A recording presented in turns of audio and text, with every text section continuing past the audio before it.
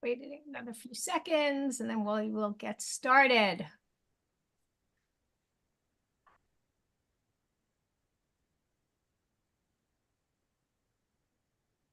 Hey, hello everybody, and welcome back to our third annual New Year's Wellness Series, packed with meaningful guidance on spiritual, relational, emotional, nutritional, physical, and mental wellness.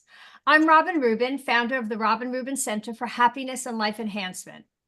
This center is housed in the Sandler School of Social Work within the College of Social Work and Criminal Justice at FAU. We offer weekly online meditation sessions, bi-monthly in-person yoga classes, and monthly wellness workshops, just like this one. All of our offerings are free of charge and open to everyone: students, faculty, staff, friends, and family.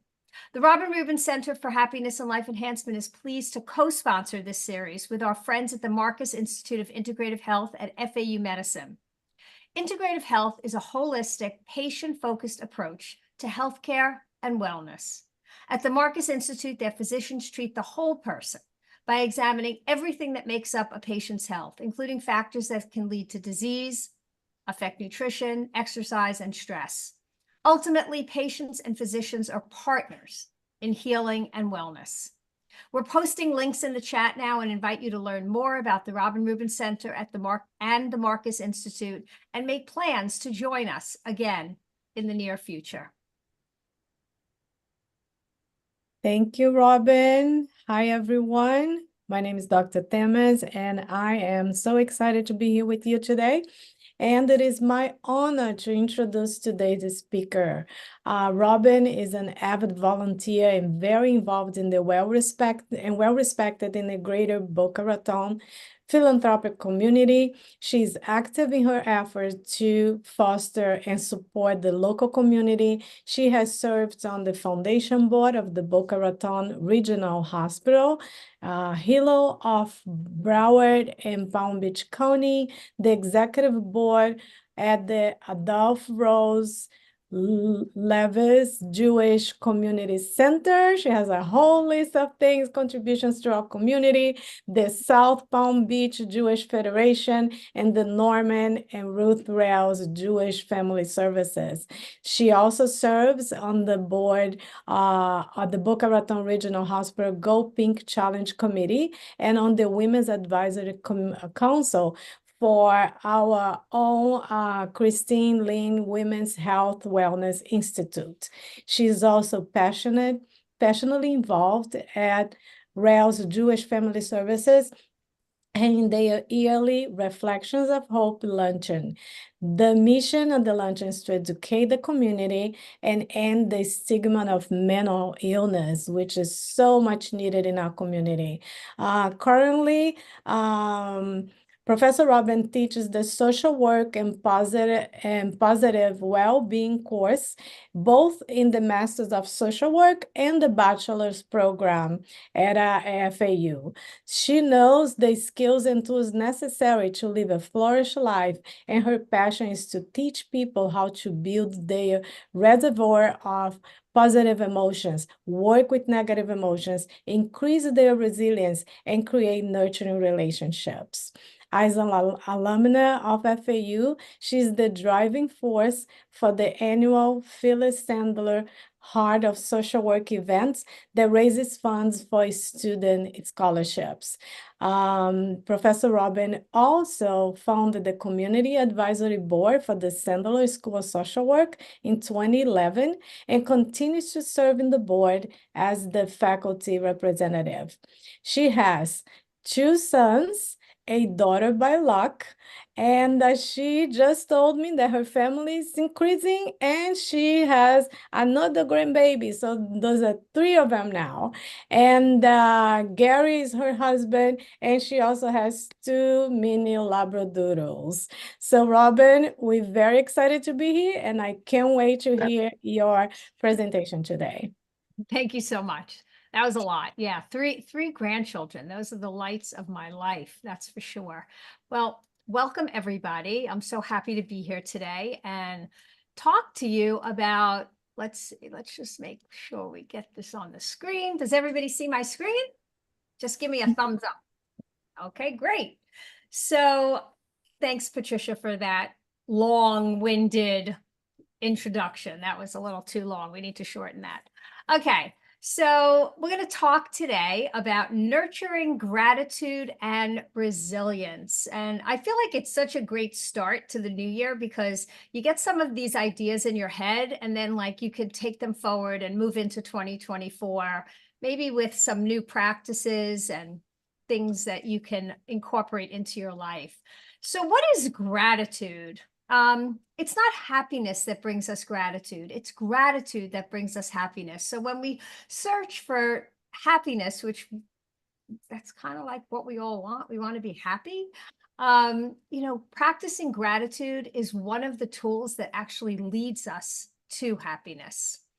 So I don't know, I like for this to be a little bit interactive if possible. I know some of you don't have your cameras on, maybe you're eating lunch or something, but if you would like to like ask me any questions or anything like that, we'll save the questions for the end. But if I ask questions and you want to share or you want to say something, I'm happy for you to do that.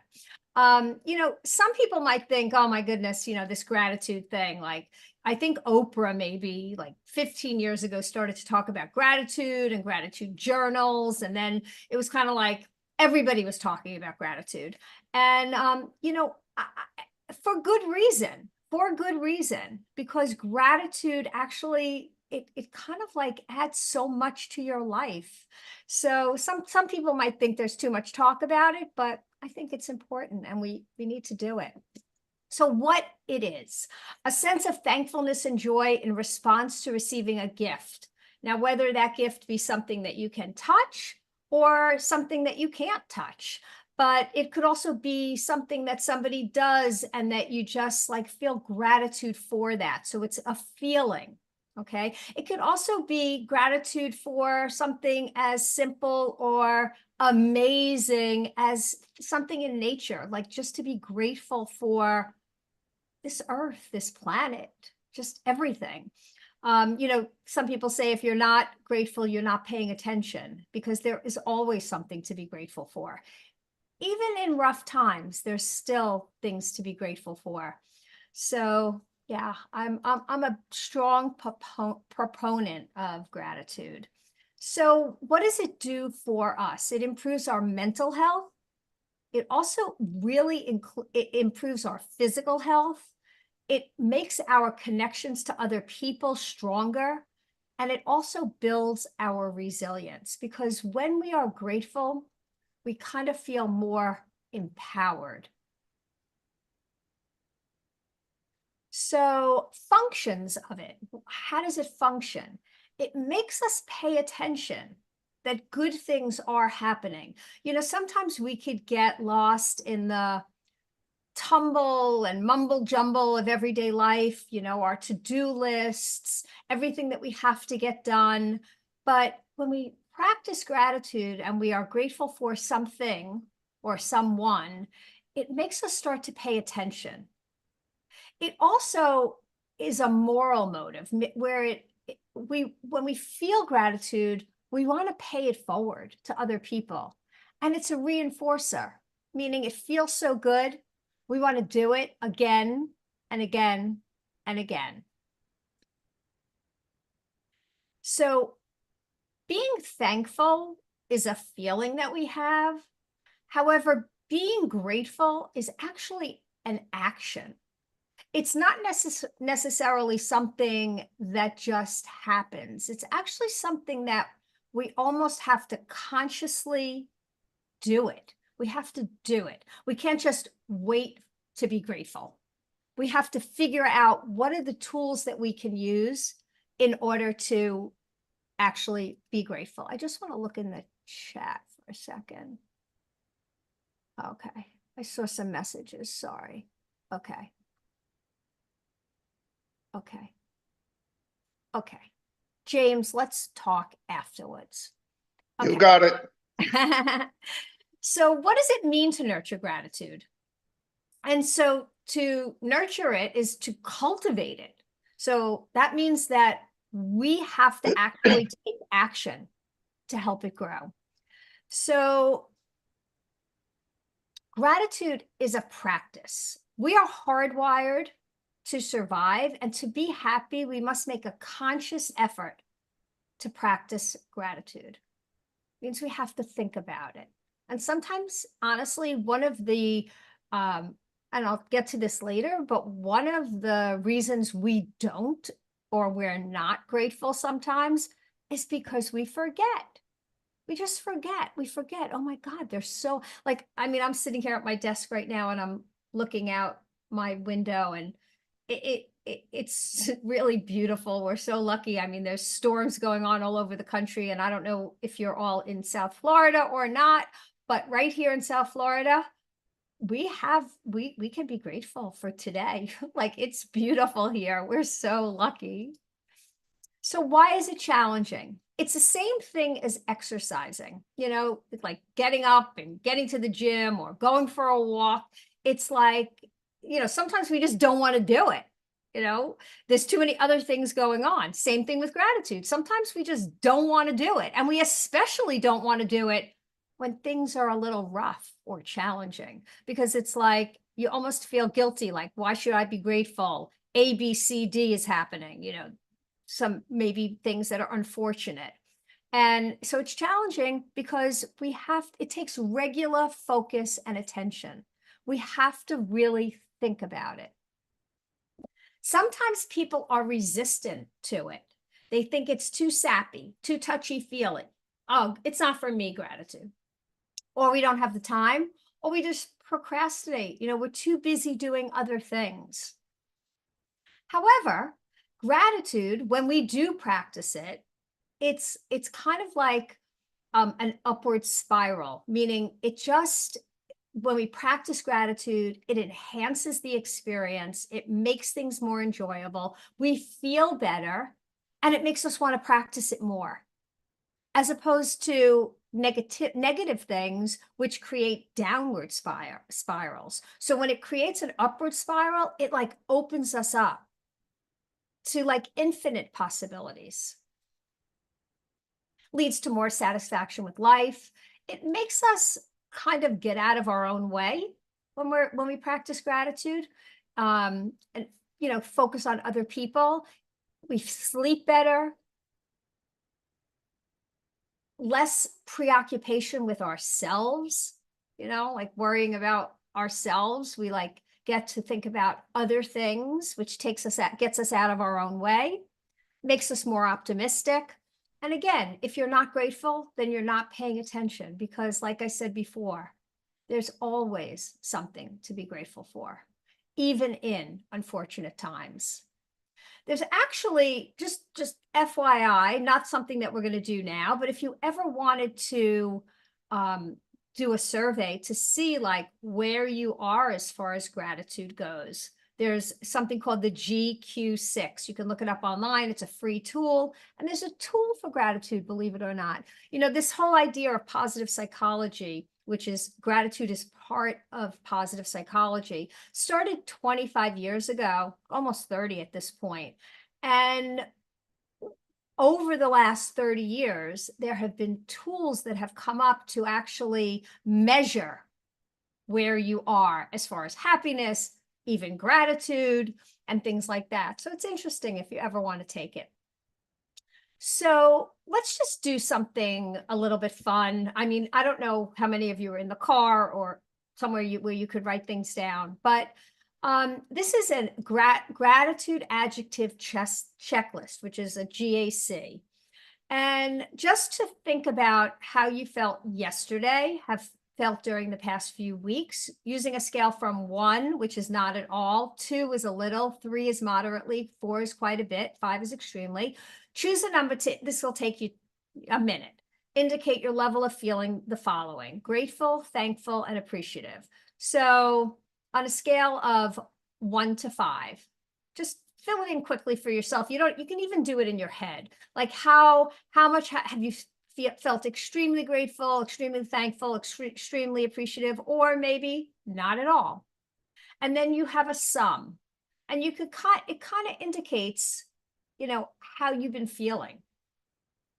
Anybody do it? Can anybody do it? And do you think it's accurate? Anybody? Is anybody going to talk to me today, or am I going to be the only one talking? Come on. I did it, Robin. And what did you get? Well, I got a, I feel like it's as accurate as I want it to be, I guess, like I don't want to put one because then I'll feel bad, So, like, you know what I'm saying? Like, you got to be honest with yourself if you're going to do Gotta it. be honest with yourself. You got to be honest with yourself. So true. Okay, we're going to do something else, a little activity just for fun. But I'm going to make it, instead of writing down 2 good things that have happened in the past 24 hours, I want you to think about one good thing that happened in the past 24 hours and how you contributed to it. Because something also important about practicing gratitude is that sometimes when good things happen, we attribute them to things outside of our control. Like this just happened. I got to work on time. Let's take something as simple as that. I got to work on time. Well, that's not out of your control. That's actually something that you got up at the right time. You did what you needed to do. You got in your car. You got to work. Like we contribute to the things that we're grateful for very often. And sometimes we don't think about that. We think, well, those things just happen. No, they don't. We actually play a part in that. Can anybody think about something good that happened in the past 24 hours and how you contributed to it? Would anybody like to share? Hi, well, this is Great. Susan. I was at a baking class and one of the instructors was not very nice and I ended up leaving and one of the other instructors came out and followed me and said, don't worry about it, come back another time, you'll enjoy it. And yesterday she called me and followed up to make sure I was okay. And I was really grateful to her for taking a moment to reach out and make sure that I was okay. Yeah. But you had something to do with that because you did go to the baking class. You ended up leaving because you didn't like the instructor. But that was really kind of that person to reach out to you afterwards, Right. And yeah. Anybody Yeah. else? Okay, that's fine, no problem. So what about gratitude in unfortunate times? So, we're still dealing with this coronavirus situation. However, I could pretty much guarantee that everybody here today, although there were some very unfortunate things that happened during this time where people have gotten very sick, people have lost people, it's changed a lot of people's lives. When I think about the coronavirus, I got to live with one of my adult sons, in my house for an extended period of time. And that's time that I never would have had, So yes, it was unfortunate. And yet there were some really wonderful things that came from it, even in unfortunate times. So I guess my message here is that even in unfortunate times, typically there are gifts.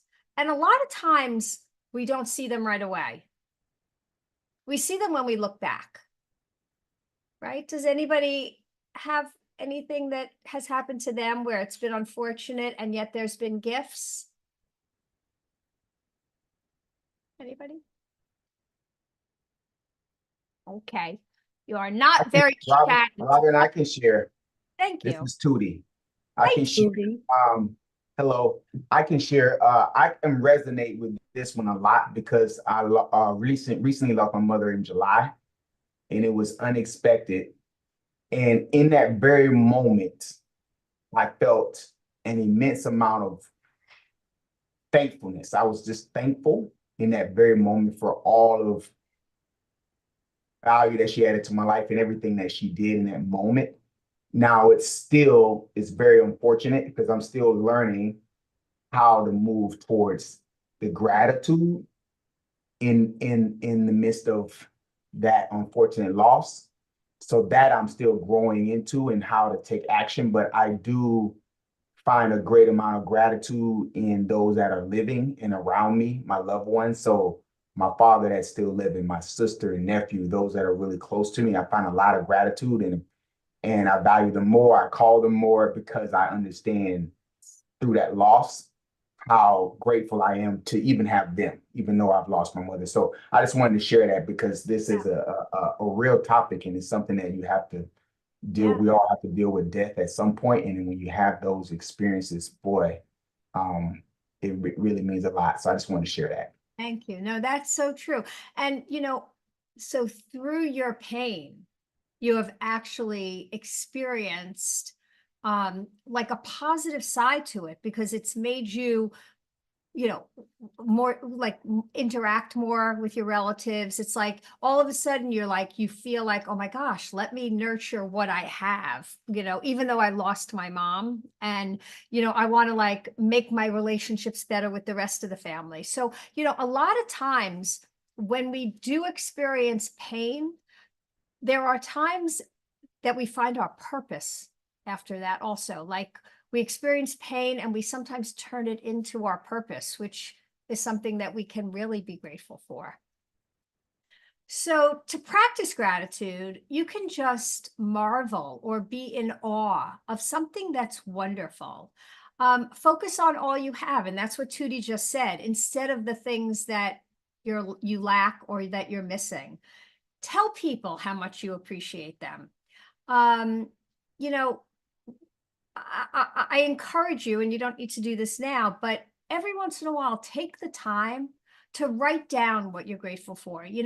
I always talk to my students every semester that writing down things can be so therapeutic. Even we're not sending it to anyone, we're not giving it to anyone, but we're giving our thoughts a home. Right? So sometimes we have like so many of these thoughts running around, and when we put them down on paper, we give our thoughts a home. And I really encourage you to take the time to do that. It is impossible to feel grateful and depressed in the same moment. So when you are feeling down, that's the perfect time to nurture your gratitude practice.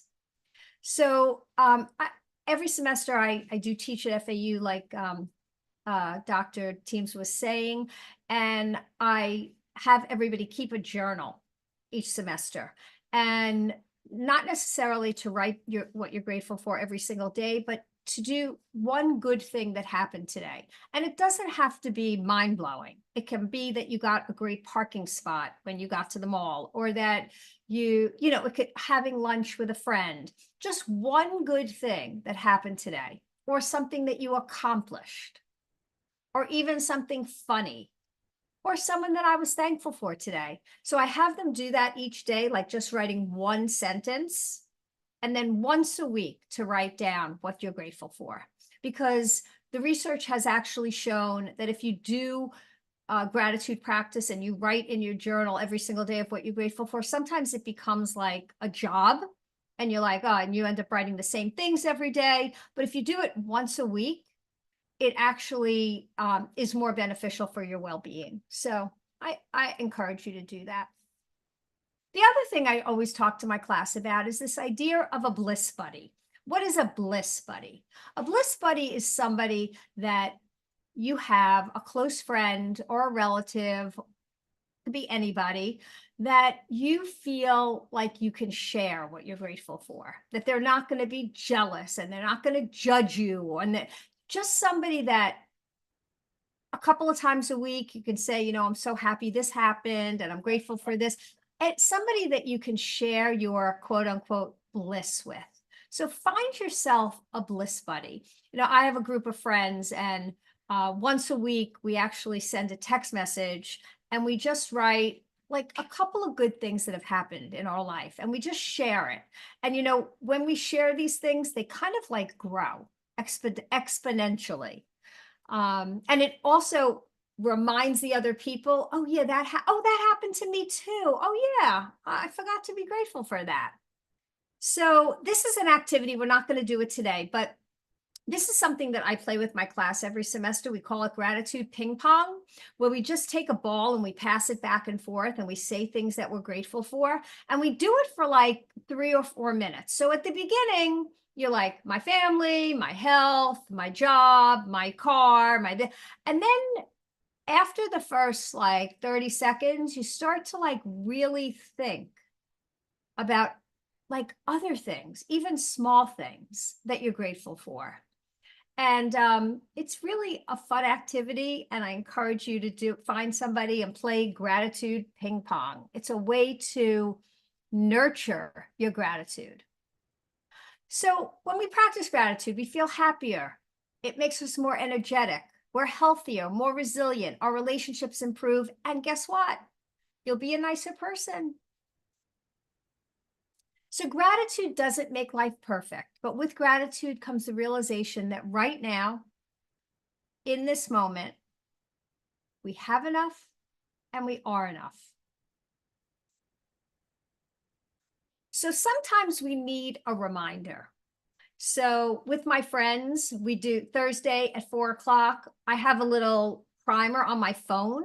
So it says, write friends what you're grateful for.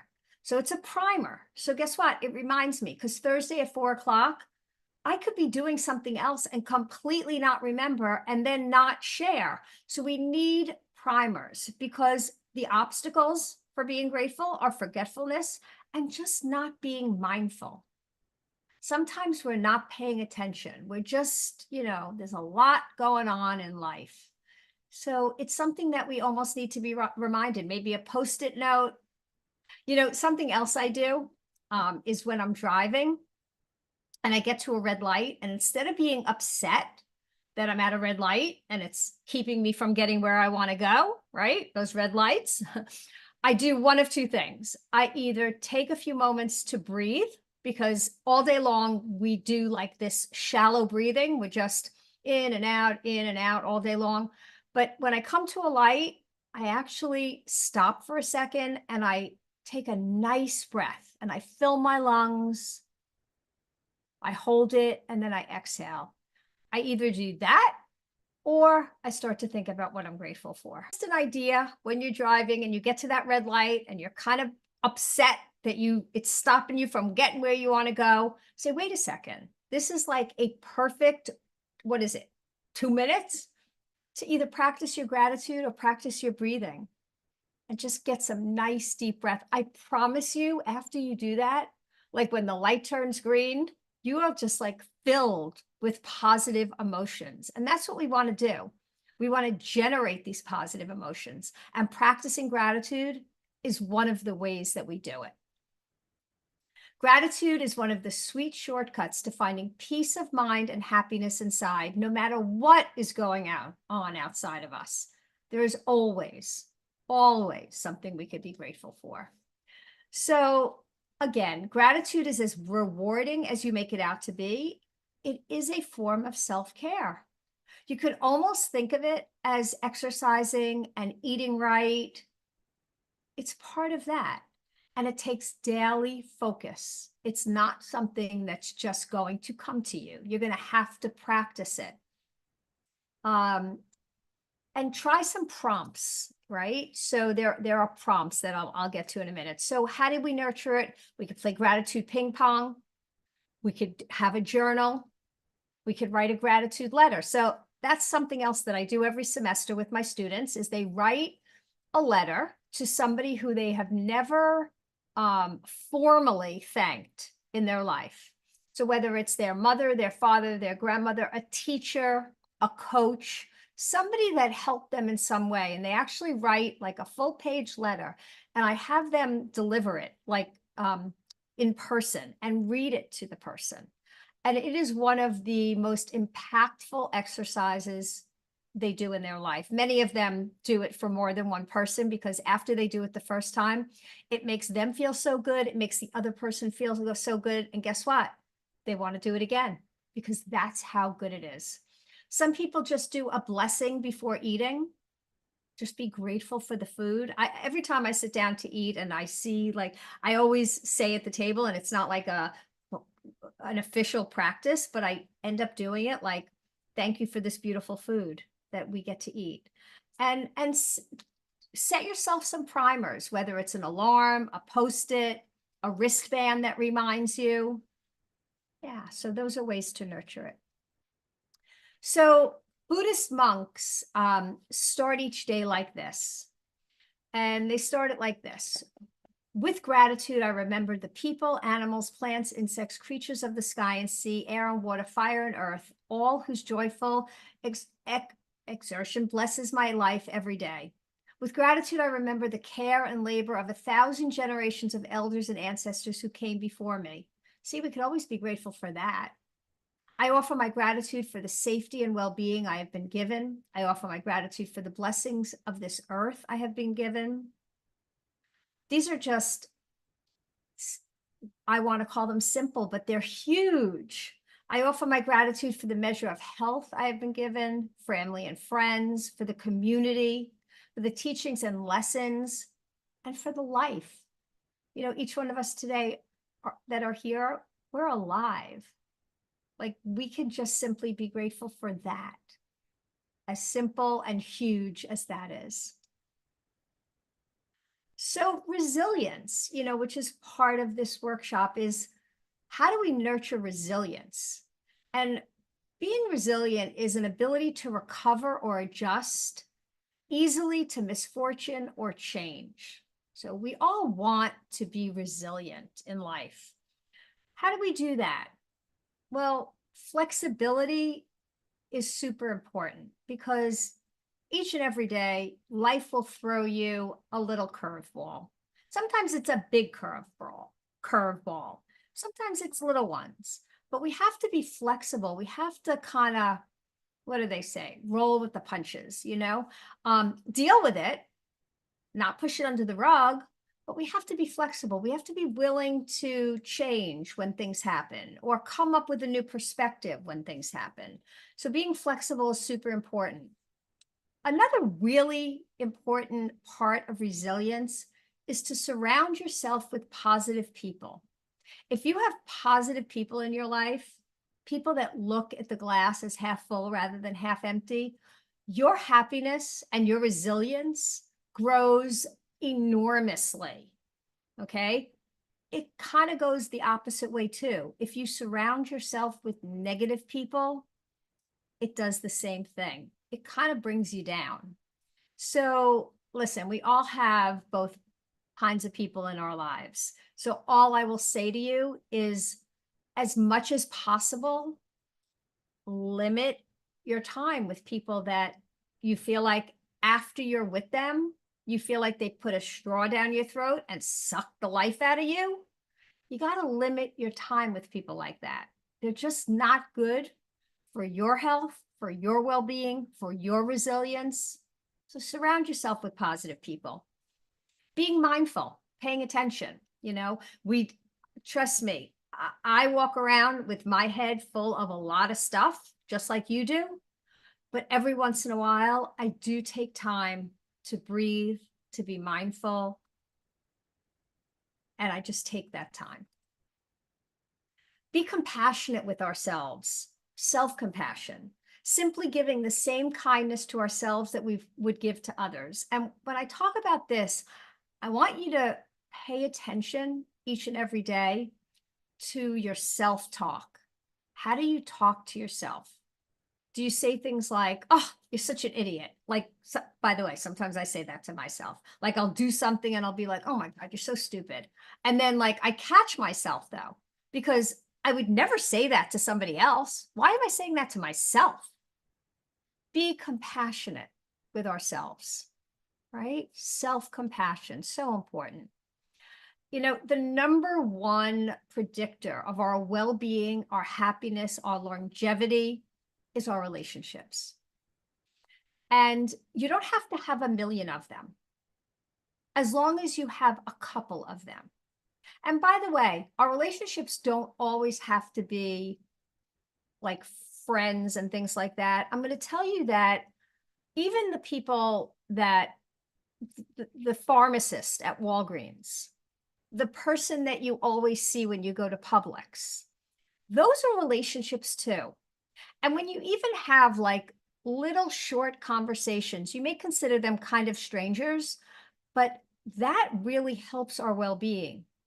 So, and our resilience, because we feel like we're in this world together, right? I mean, I always talk to strangers. I guess it's kind of, I don't know, some people might think it's weird or whatever, but like if I'm online at Publix and there's a long line, I will definitely pick something in the person's cart behind me and say, oh my God, I never tried that. How is that? And I'll start to talk to them. And guess what? The line goes faster. I feel better when I leave. And I don't know, I made like a little bit of a friend. So nurture our relationships. Another thing that builds and nurtures our resilience is to, and like Tootie shared before, there's always a silver lining. Sometimes it's really not clear. And sometimes it takes a while for it to become clear in our view.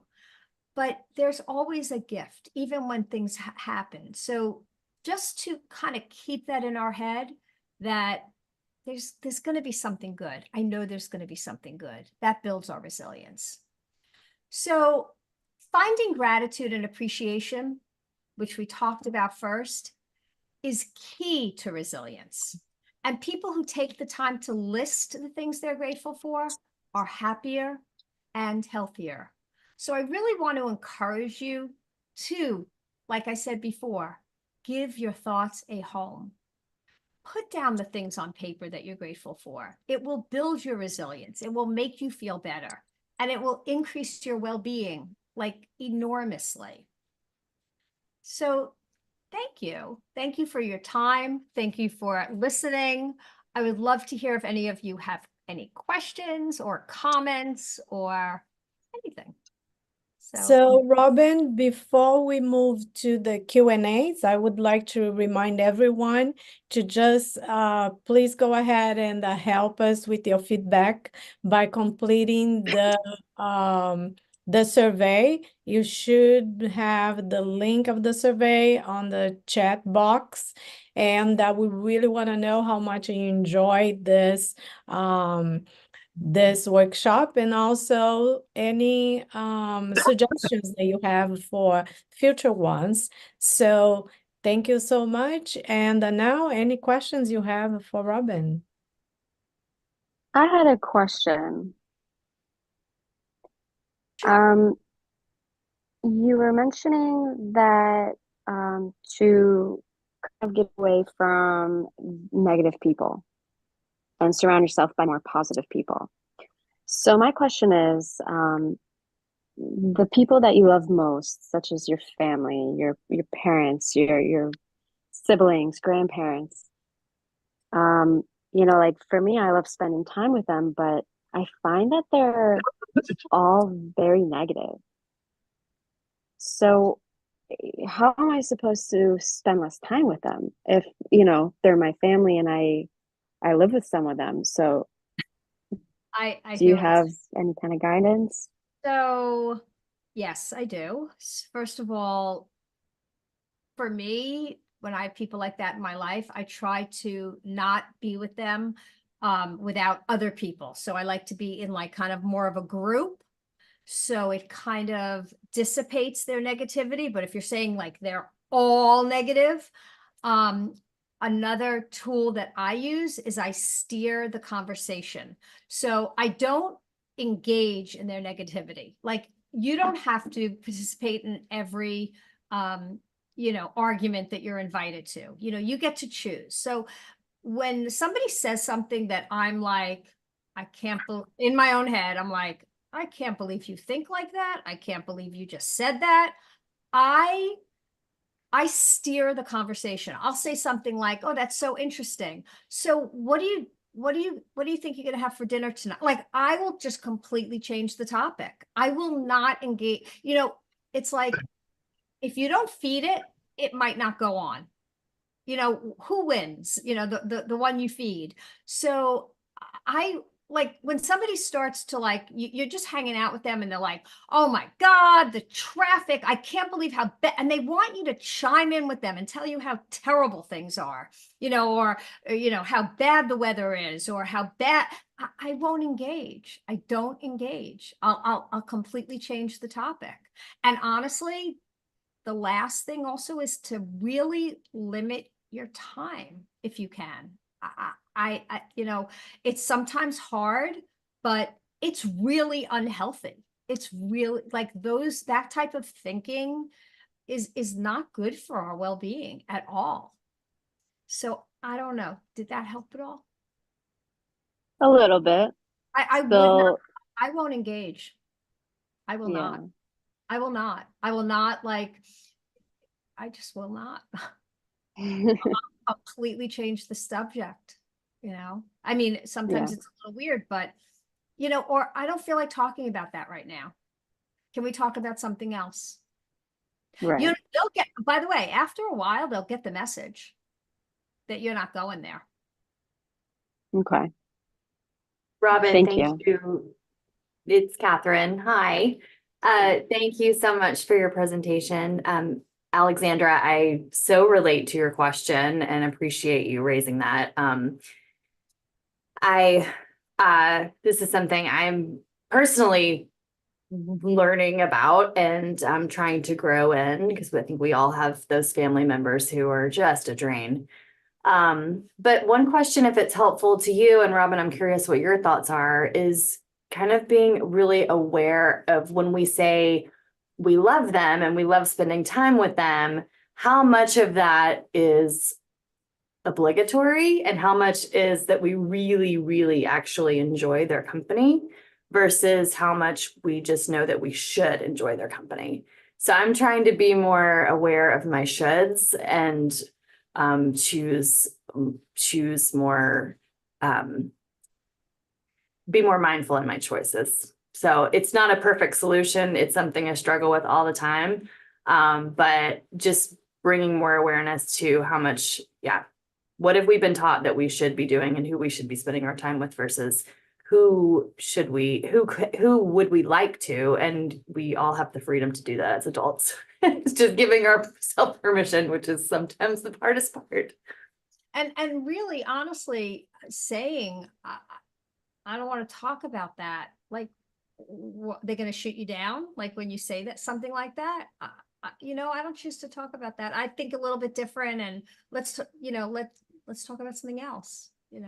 I mean, they're like politics and stuff like that. That's like off limits, like especially today, it's like, it's not going to lead to something good. Everybody feels a different way. So you have your feelings, I have my feelings, and we don't really need to discuss them. And I'm especially not going to let you stick a straw down my throat and suck the life out of me, because I don't right? Yeah. It's like, I'm not going to do that. So, and I'm going to be super nice about it, but I'm not going to like be nasty about it, but I'm not going to engage. I won't go there. Any other questions?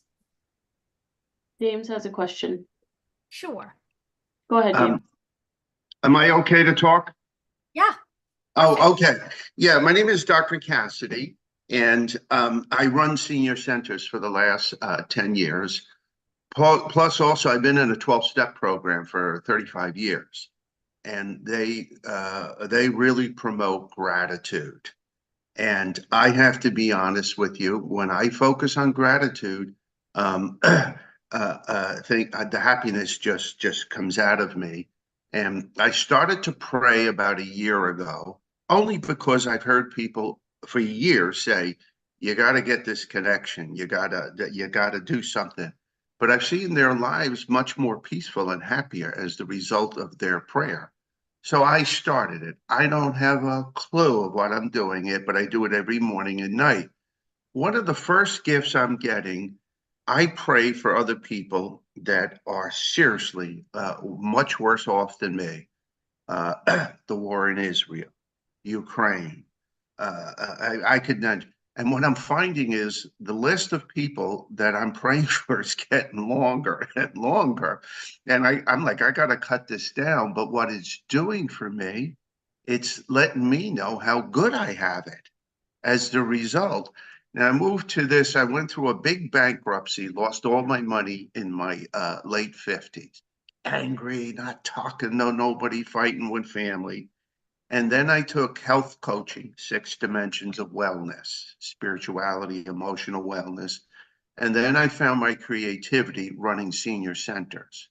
I'm broke now, but I've never been happier.